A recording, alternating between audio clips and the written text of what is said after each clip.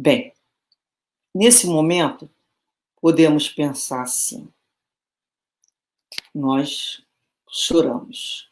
Bem-aventurados os que choram, que serão consolados. E nós, será que estamos sendo verdadeiramente consolados? É interessante essa questão do consolo, né? O que é ser consolado? Pegar uma imagem de Jesus, ficar beijando, ou de qualquer outra imagem, ou ficarmos ajoelhados, ou repetindo preces? A gente sabe que não será por aí. A gente tem que começar a pensar qual o caminho que nós estamos buscando para receber esse consolo. Nós temos que pensar no nosso caminhar. Nós já somos capazes de entender qual é o consolo que Jesus prometeu ao nosso coração? Quando ele nos chamou a todos aqueles que sofrem? Olha, para nós espíritas, nós já temos, né, percepções da vida espiritual, as nossas leituras são muito mais profundas que a espiritualidade nos traz, para abrir a nossa mente, os nossos entendimentos.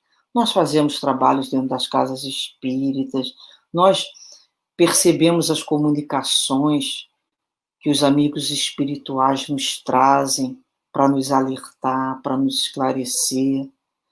Nós já somos capazes de perceber quando estamos caminhando dentro ou fora da lei de Deus. Nós temos essa possibilidade mais do que muitos companheiros. Nós temos essa possibilidade da comunicação. Então, é quando a gente pensa assim, será que com todo esse entendimento que Jesus nos trouxe, que a doutrina espírita nos trouxe como consolo, como lenitivo, como esclarecimento, eu já sou capaz de retornar aos trilhos corretos? Porque nós saímos dos trilhos, né? Por isso que nós somos aqueles filhos pródigos que estamos voltando para a casa do Pai.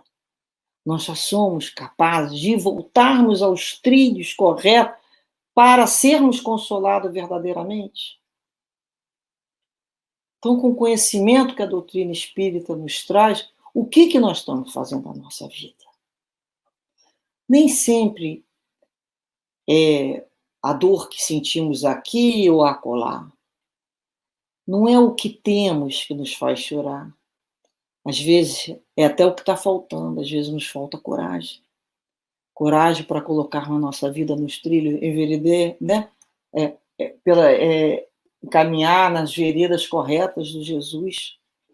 É quando a gente começa a endireitar os nossos joelhos para caminhar na direção certa. Isso tudo nos faz muito pensar. Nos lembramos de uma história. Eu particularmente gosto muito de história porque eu acho que elas são muito ricas assim para nos fazermos assim refletir um pouco mais. E tem uma história que se chama do mestre Ramesh. Então, conta que um dos mestres da Índia, chamado Ramesh, um dos seus discípulos chegou perto dele e perguntou assim: mestre, por que existem pessoas que saem facilmente dos problemas mais complicados, enquanto as outras sofrem por problemas muito pequenos, morrem afogadas até num copo d'água? E esse mestre sorriu e contou, né, para o seu discípulo uma história. A história é assim. Era um sujeito que vivia amorosamente toda a sua vida. E quando ele morreu, todo mundo falou que ele iria para o céu. Um homem tão bondoso quanto ele só poderia ir para o paraíso. Ir para o céu não era tão importante para aquele homem, mas mesmo assim ele foi até lá. E naquela época, o céu ainda não tinha passado por um programa de qualidade total e ainda estava de uma forma meio precária o seu trabalho. A recepção não funcionava muito bem, a moça que deu boas-vindas para ele olhou na ficha dele em cima do balcão, não viu o nome dele na lista, falou para ele: olha, você não está na lista aqui do céu, não. Você vai mesmo é para o inferno. E no inferno, né, a gente imagina como deve ser, apesar que nós aqui sabemos que não existe céu e inferno, tá? Isso é só uma história. Lá, pela história do inferno, não existe o quê? Crachá, nem convite, estava desorganizado, qualquer que chega é convidado logo a entrar. O sujeito entrou e foi ficando. Passaram-se alguns dias lá, o chefe do céu, demônio mor, chegou furioso lá às portas do paraíso, foi tomar satisfação com São Pedro. Isso não é certo, São Pedro. Nunca imaginei que você fosse capaz de uma coisa horrível como essa que você está fazendo. É puro terrorismo que você está fazendo. E, sem saber o motivo de tanta raiva, São Pedro perguntou surpreso: o que se trata? Aí lá o chefe mor do inferno falou para ele: você mandou aquele sujeito aqui para o inferno e ele está fazendo a maior bagunça lá. Ele está escutando as pessoas, está olhando nos olhos, conversando com elas. Agora está todo mundo dialogando, se abraçando, se beijando. Isso antes da pandemia, né, gente? O inferno está insuportável, parece até o paraíso. Então ele fez um apelo: Pedro, por favor, pega aquele sujeito e traga-o para cá.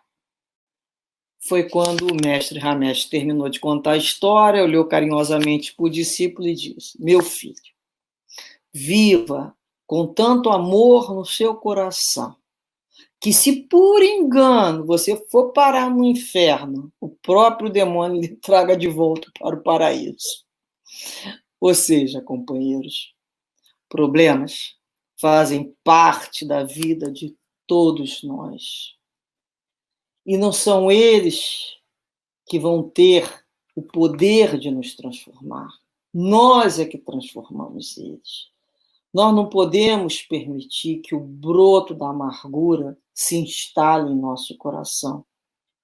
Porque as crises sempre existiram, vão continuar existindo, e nós não teremos muitas vezes escolha.